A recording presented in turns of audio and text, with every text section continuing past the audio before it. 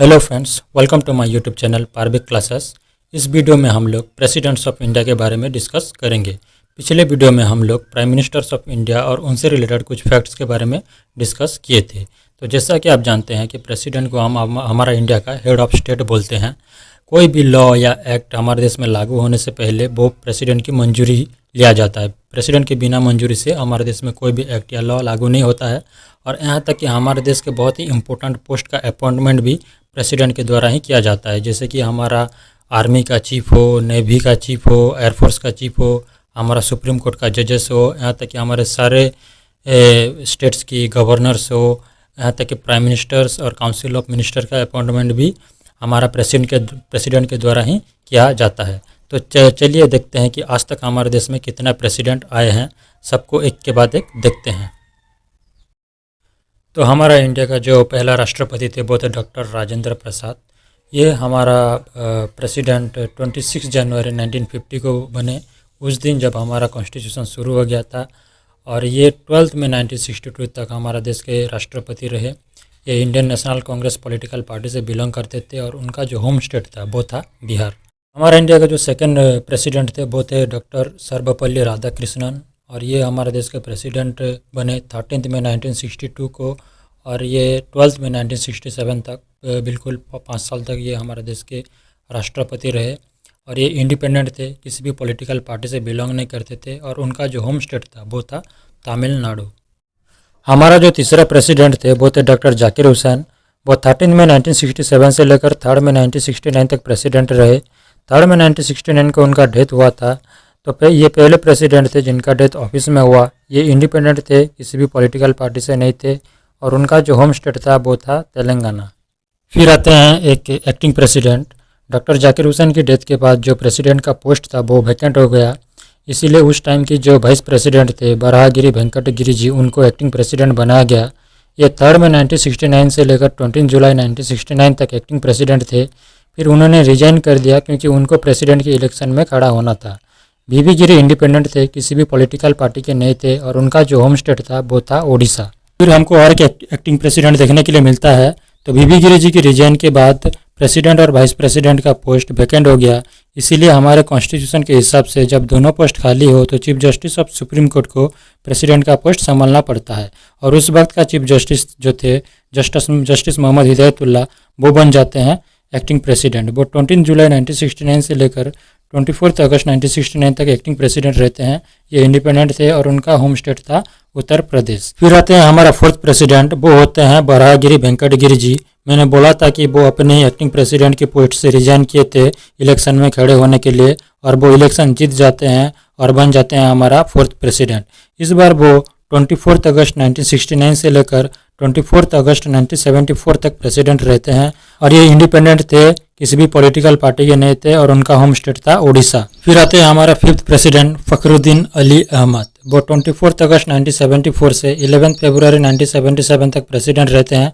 11 फरवरी 1977 को एक्चुअली उनका डेथ हो जाता है और ये बन जाते हैं दूसरा प्रेसिडेंट जिनका डेथ ऑफिस में हुआ था। वो Indian national Congress political party से बिलोंग करते थे और उनका होम स्टेट था दिल्ली। हमारा फिफ्थ प्रेसिडेंट के डेथ के बाद तो हमको फिर से एक एक्टिंग प्रेसिडेंट देखने के लिए मिलता है। इस बार हमारा जो एक्टिंग प्रेसिडेंट होते हैं वो होते हैं बासप्पा धनप्पा जट्टी, जिन्हें हम बीडी जट्टी भी बोलते हैं। ये 11 फरवरी 1970 से लेकर 24 जुलाई 1977 तक एक्टिंग प्रेसिडेंट रहते हैं और ये इंडियन नेशनल कांग्रेस पार्टी से थे और उनका जो होम स्टेट था वो था कर्नाटका। फिर आते हैं हमारा सिक्स प्रेसिडेंट नीलम संजीव रेड्डी जी। वो 25 जुलाई 1977 से 24 जुलाई 1982 तक प्रेसिडेंट रहते हैं। ये जनता पार्टी के थे और उनका होम स्टेट था आंध्र प्रदेश। और हमारा जो सेवंथ प्रेसिडेंट थे ज्ञानी जैल सिंह, वो 25 जुलाई 1982 से लेकर 24 जुलाई 1987 तक प्रेसिडेंट रहते हैं। वो इंडियन नेशनल कांग्रेस से थे, उनका होम स्टेट था पंजाब। फिर आते हैं हमारा 8th प्रेसिडेंट रामास्वामी वेंकटरमण जी। वो 25 जुलाई 1987 से लेकर 24 जुलाई 1992 तक प्रेसिडेंट रहते हैं। ये भी इंडियन नेशनल कांग्रेस से थे और उनका जो होम स्टेट था वो था तमिलनाडु। फिर आते हैं हमारा 9th प्रेसिडेंट, वो होते हैं शंकर दयाल शर्मा, जो 25 जुलाई 1992 से लेकर 24 जुलाई 1997 तक प्रेसिडेंट रहते हैं। उनका होम स्टेट होता है मध्य प्रदेश। फिर जो हमारा 10th प्रेसिडेंट होते हैं वो होते हैं कोचेरिल रमन नारायणन, और जिन्हें हम KR नारायणन भी बोलते हैं, जो 25 जुलाई 1997 से लेकर 24 जुलाई 2002 तक प्रेसिडेंट रहते हैं। उनका होम स्टेट होता है केरला।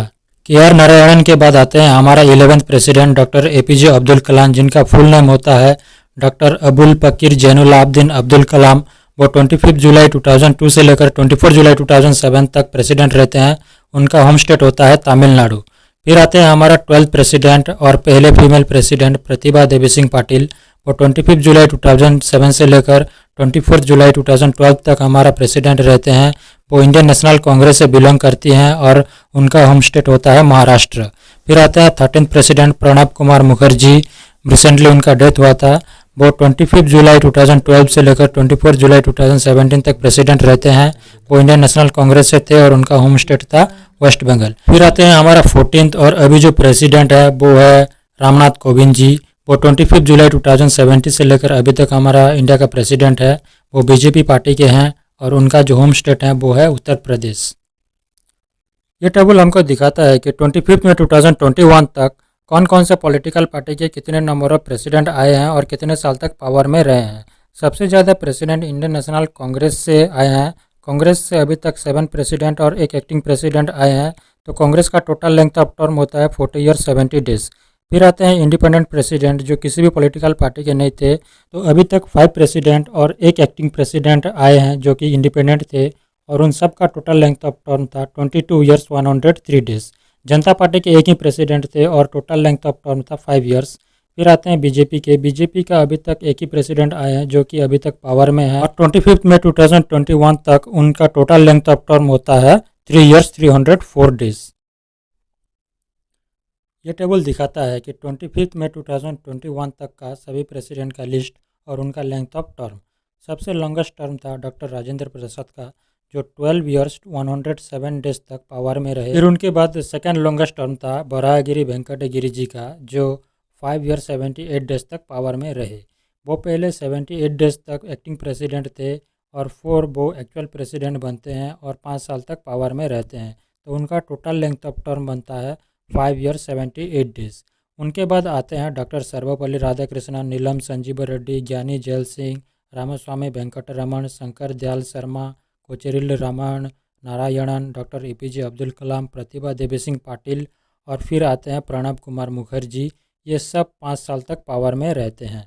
फिर आते हैं रामनाथ कोविंद जी, जो अभी भी पावर में हैं और 25 में 2021 तक को उनका टोटल लेंथ ऑफ टर्म बनता है 3 ईयर्स 305 डेज। फिर आते हैं फ़खरुद्दीन अली अहमद, जो 2 ईयर्स 171 डेज तक पावर में रहते हैं और doctor Zakir Hussain 1 year 355 days तक पावर में रहते हैं। लिस्ट के आखिर में आते हैं 2 एक्टिंग प्रेसिडेंट बासप्पा दनप्पा जट्टी, जो 164 डेज तक पावर में रहते हैं और फिर उनके बाद आते हैं जस्टिस मोहम्मद हिदायतुल्लाह, जो 35 डेज तक पावर में रहते हैं। तो ये था प्रेसिडेंट्स ऑफ इंडिया का लिस्ट और अगले वीडियो में हम लोग प्रेसिडेंट्स ऑफ इंडिया के रिलेटेड कुछ फैक्ट्स के बारे में डिस्कस करेंगे। कैसा लगा ये वीडियो कमेंट सेक्शन में ज़रूर बताइएगा।